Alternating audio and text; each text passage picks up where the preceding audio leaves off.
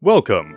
This is a continuation of last week's video where we explored what if everything went perfect for the Central Powers. But no worries if you haven't watched that one yet. This video will focus on the world after the war, while that first video focused on how the Central Powers won the war. This is Europe immediately after the conflict. Germany has conquered a buffer against Russia while taking important territories from France. Britain has turned to self-isolation, and the new government of Russia finds itself struggling to control their state. Where does the world go from here? Before we dive into the content, I want to tell you about today's sponsor, Call of War. Call of War is a free online PvP game where you can fight up to 100 other players while controlling a nation during World War II. You can build your army the way you see fit, with tanks, planes and even nuclear weapons, while forging alliances and waging war with other players. You have complete freedom to strategize how you see fit while engaging in epic battles to take over the world. Personally, I love the effort that went into creating historically accurate units and buildings. Again, this game is completely free to play on both PC and mobile. By downloading the game via my link in the description, you also get 13,000 gold and a full month of premium subscription for free. This is a limited time offer, so do check it out. Now, let's dive right into the action and take a closer look at Russia. This is Russia on the map right after the war, but this really isn't a fair view of the situation. After consulting with Serov, my Russia expert, I realized just how bad of a situation Russia is in. The army has just been demobilized and gone home. So, we now have a bunch of angry, armed, young men going home to farms owned by some stuck-up noble.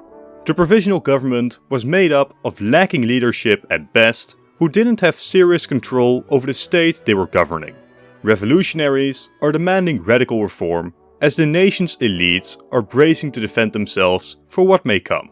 Oh, yeah, and on the outskirts of the empire, minorities are rising up for independence.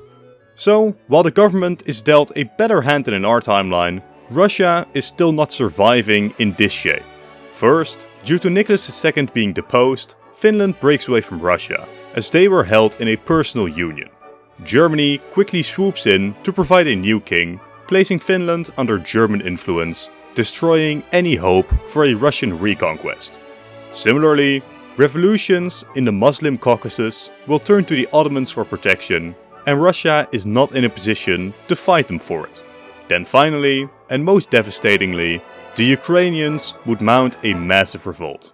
Germany, seeing potential to completely destroy Russia's chances at revival, support this Ukrainian movement. The exact borders are difficult to tell, but Russia will be unable to fully contain this revolt. Ukraine is not necessarily a German puppet, but Germany does gain major influence over the new state. Other revolts would also occur, but these are either too insignificant or too unconnected to succeed. This, roughly, would be Russia's borders around 1920. But then, we need to discuss the internal situation. In St. Petersburg, the capital of Russia, communists are in control through a local Soviet.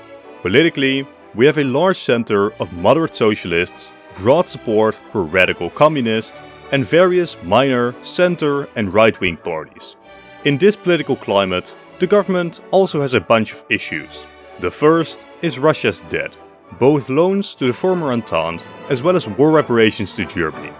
The war reparations cannot just be ignored, or Germany will start a limited new conflict with Russia, or at the very least, economically cripple the new state. But the loans to the Entente could simply be bankrupted upon, as the communists wanted to do.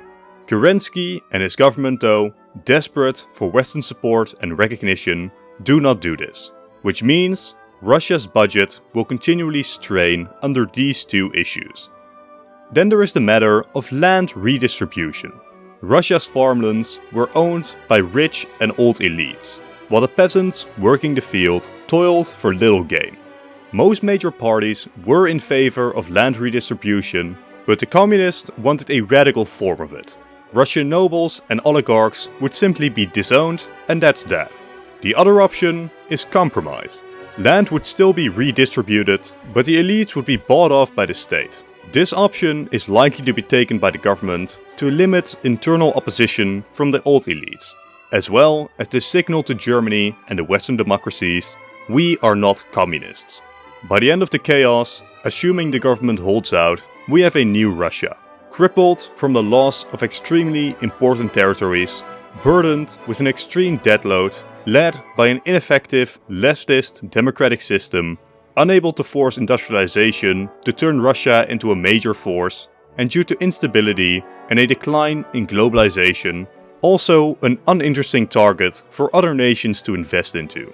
Unlike under the Soviets or even the Tsars, Russia would fail to keep up with the rest of Europe, more and more turning into the insignificant sick man. Speaking of nations unable to keep up, France. They are in a better position than Russia, but Germany has still stripped important lands from their borders. Most importantly, the region where in our timeline 90% of France's iron supply came from. Right now, no significant defenses stand between Germany and Paris, especially considering German influence over Belgium. But what's even worse is France's diplomatic outlook. They are surrounded by Germany and Italy, both likely to remain an enemy of the French. Russia, France's only real natural ally, is even weaker than they were before the war. Britain, while unhappy about German hegemony on the continent, is unwilling to risk their own position in another war. Finally, we have Austria, which for now is under German influence. But even if they weren't, in a war with France and Austria against Germany, my money would be on a German victory. So, externally, the French aren't in a good position. But internally, France is still a wealthy nation. If France accepts the new situation, they could very well integrate into the new world order. Alternatively though, France could radicalize, most likely turning more and more communist. This path, if chosen, would be devastating to France. If they do become a communist state, Germany would immediately intervene, and if anything, Britain would support the German action. Again, there would be nobody to support France, and the Germans would simply restore the previous regime. Slowly, but steadily, over the generations, France would integrate closer and closer to the German world order, simply out of a lack of options. Which leads us to the minor matter of the western German border. The Germans had seized a major amount of the Belgian east, probably way more than they needed to. In the following years, after the immediate sentiment of the war fades away, the Germans return most of the annexed territories, only keeping the Ardennes to make sure Belgium doesn't have a defendable border should they try anything funny. So, the French aren't doing much. Let's now move on to Austria-Hungary. They may just be the most unstable state of all. The Austro-Hungarian system basically meant that there were two states, the Austrian portion and the Hungarian portion.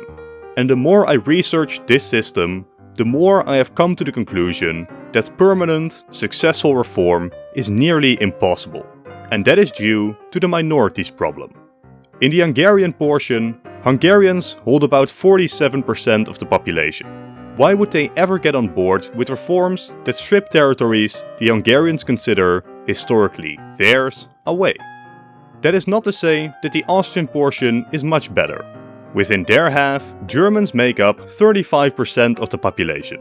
In fact, in the 1911 election, 20% voted for the German nationalist bloc, a bloc that is only expected to grow as the Germans lose their position of privilege within the empire. This leaves only one reform I can see realistically made, which is the creation of a third Southern Slavic crown. The Austrians would be happy about kicking the Orthodox from their half, while the Hungarians have now secured a 55% majority over their portion, killing any hope of further reform from the Hungarian side. Now the big problem with creating this Southern Slavic state, while it does come from good intentions from Kaiser Karl, we would see the Southern Slavs elect people seeking further separation from the Habsburgs. In fact, even the Hungarians are very likely to elect anti-Habsburg parties, as they have done plenty of times in the past. So, what do we have now? A Southern Slavic crown seeking separation, a Hungarian crown seeking separation, and an Austrian portion where the German speakers are becoming more and more paranoid about losing influence over the state. But it gets worse, as we now have a secret fourth crown, Poland. Austria-Hungary fought extremely hard to gain Poland as a puppet after the war, despite German desires on the small state. The Germans had eventually given in and recognized Austrian interests over Poland as a thanks for ceding territories to buy Italian neutrality. Germany did, however, gain the Polish Strip, a region the Germans would start deporting their own Poles from to this independent state. But that's not where the issues arise. Austria holds Galicia, a territory with 5 million Poles and 3.5 million Ukrainians. These now pose a major issue, as both states now have an independent state that they want to join. The Habsburgs are now in a real pickle.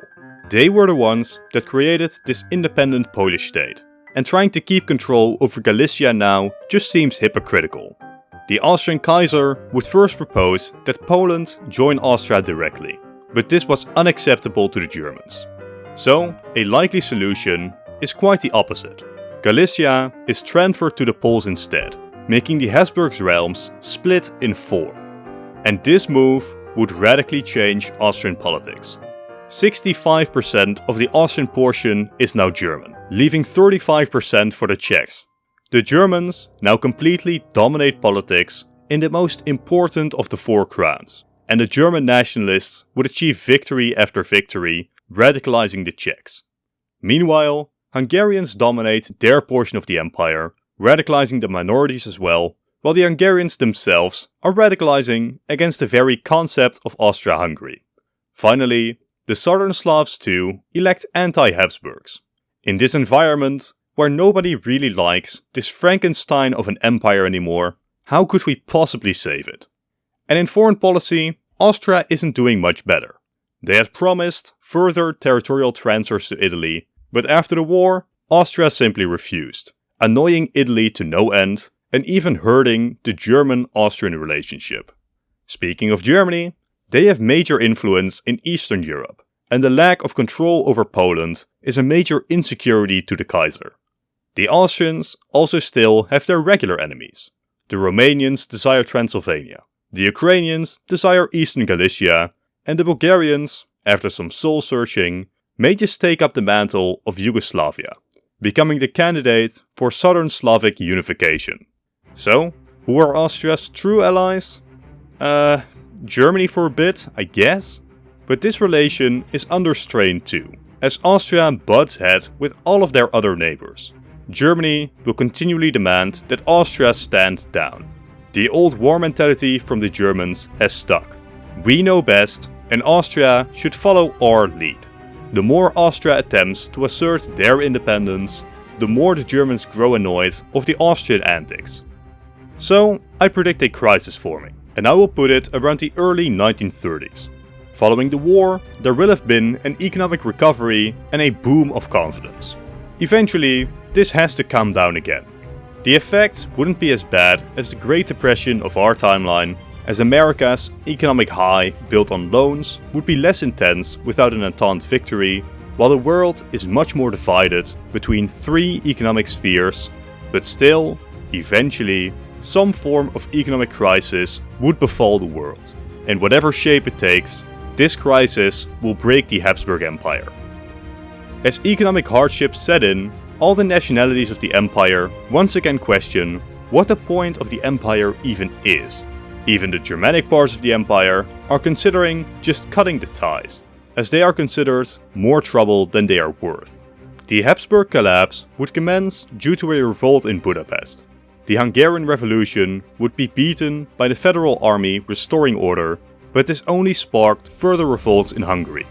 Encouraged, revolts began across the empire, growing worse and worse. This may have been containable, at least in the short term, but then Italy gets involved, underlining their rights to Austrian territories as Italy's armies mobilized. Europe was now truly in crisis. Revolts gets worse as Italian forces march into Istria. In a surprise move, German forces also enter Poland, using the chaos to absorb Poland into their sphere while readjusting the border with Ukraine. Revolts across the empire get worse as the Austrians attempt mobilization against the Italians, as even Austrian Republicans and German nationalists rise up. All hell has broken loose. Bulgaria announces their support for the southern Slavs, and Romania invades Transylvania. Within weeks, the Habsburg Empire went from great power to unraveling. German forces entered the Austrian portion of the empire to combat revolutionaries, securing Austria proper and Bohemia, as the remaining Habsburg institutions folded under the pressure. The Germans take the lead in completely reshaping the former Habsburg realms. Romania and Hungary changed their borders, leaving neither side happy. Slovakia, the Germans didn't concern themselves with, and it would be folded back into Hungary. Italy would gain Istria, large parts of Dalmatia, and permission to occupy Albania as well, essentially giving Italy all they could possibly want. The rest of Illyria would be annexed into Bulgaria, who have now realized their dreams of reaching the three seas. This is the way I have destroyed the Austrian Empire in my scenario. Is it the only way the dual monarchy could fall? Absolutely not. But any hopes that Austria-Hungary could simply reform are childish delusions dreamt up by completely out-of-touch elites in the monarchy, unsure of what this would actually entail. Under the Austro-Hungarian system, as we know from 1914, nobody liked the empire, nobody wanted to budge, and nobody wanted to lose influence. So, there it goes. In Poland and Austria-Bohemia, the Habsburgs would remain in power, but they have now finally joined the ranks of the rest of the German nobility, being completely subservient to Berlin. I'm sorry for the quick intermission, but by far most of you aren't subscribed. To keep up to date with the 2 videos I release every single week, consider doing so. Thank you. So with that out of the way, Germany will not immediately fold Austria and Bohemia into their empire. With Germany positioning themselves as the most powerful empire on earth, they would want to show that they aren't aggressive expanders. Still, the Germans of the now crippled realm are devastated. Pro-German parties come into power, and eventually the two unify. Quite possibly, and again to portray their moral superiority over the other great powers, the Czechs are given their own state, obviously under close German oversight. Germany has now become an insane behemoth. 75 million Germans, almost double that of the other European powers, apart from the Russians. So right now, as it stands, Russia is in no position to oppose Germany. Same for the French. The British aren't interested, and the minor states of Europe are too deeply entrenched in German influence. Let's now look at some of the rest of the world. How do they cope with German hegemony? The Americans are still the biggest economy in the world, acting as hegemons over the Americas, only demanding the British and Germans don't intervene in their sphere. Apart from that, America remains isolationist, and whatever those silly Europeans do, it is of no concern to them. Then Japan, following their victory in World War I, attempt to subjugate China.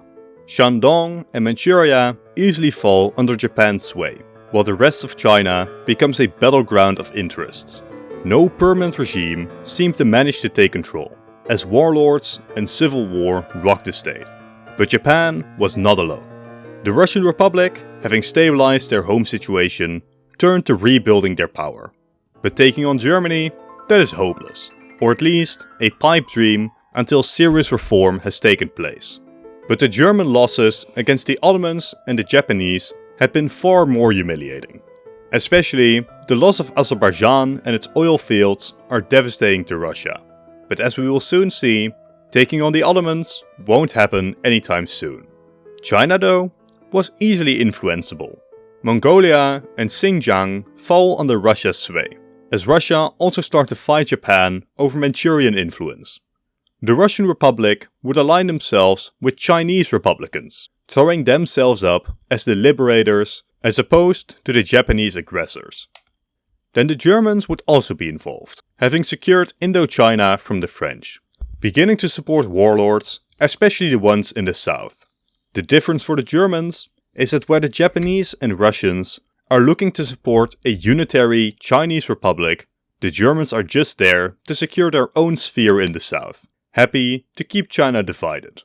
Finally, seeing the Germans get involved, the British too attempt to carve out influence, most notably gaining Tibet, but also trying to influence China itself.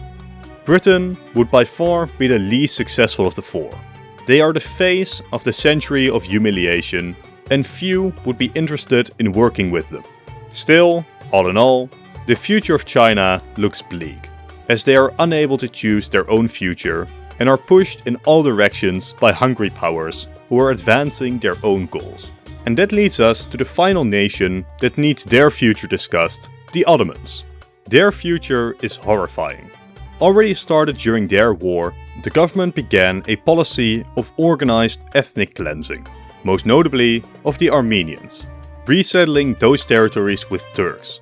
In other regions of Anatolia, the Greeks would be deported to Greece at best, or at worst, resettled across the empire, ensuring that they don't hold a majority anywhere, at great cost to the Greek people. The Kurds would face a similar fate, resettled across the empire, removing the Kurds from their homeland. By the end of these ethnic cleansing programs, the Turks would be the definitive majority in Anatolia, and the perceived risk for minorities was squashed. The Ottoman government wouldn't last very long though. The people in power were the CUP, specifically the three pashas. They sought the modernization of the state and the unification of the empire under a secular Turkish identity. But they were heavily unpopular, corrupt, and following the war, their popularity would decline. With the current government being so German-favored, Britain could support opposition parties, and eventually, the three pashas are removed from power. This would start a new period for the Ottoman Empire. They now become a pawn in the power game between Britain and Germany, both nations trying to influence whatever government comes to power, as massive investments come flooding into the nation, building infrastructure as well as oil wells, as both nations set up their own companies within the Ottomans. The Turks very likely fail to use their oil wealth to become a superpower, instead becoming quite like their neighbor Persia, technically surviving imperialism, but in practice becoming a vassal to the Brits and the Russians. So, the Ottomans don't collapse, as the great powers would not allow this, but they are simply a pawn in a game of power that they no longer have a stake in. What I've outlined here are the events roughly up to the 1940s, when suddenly the world forever changes. Research into nuclear technology was quickly accelerating, led by some of the smartest minds of the German Empire, who took great interest in the technology. Soon, the first test is launched, and the German Empire becomes the first nuclear power on Earth. Within a decade, Britain and America replicate the weapons, and as the great powers build more and more of these weapons, any fear that the nations of Europe will one day strike to overtake Germany become impossible. Mutually assured destruction will ensure German hegemony will hold. And if it doesn't, well, Paris won't even survive the first day of conflicts this time around. But that's it. And that's it for this video. Don't forget to check out today's sponsor, Call of War, from my link in the description below. It's a great game that is completely free to play, and you'd be helping out the channel by doing so. Again, thank you to Call of War for sponsoring this video.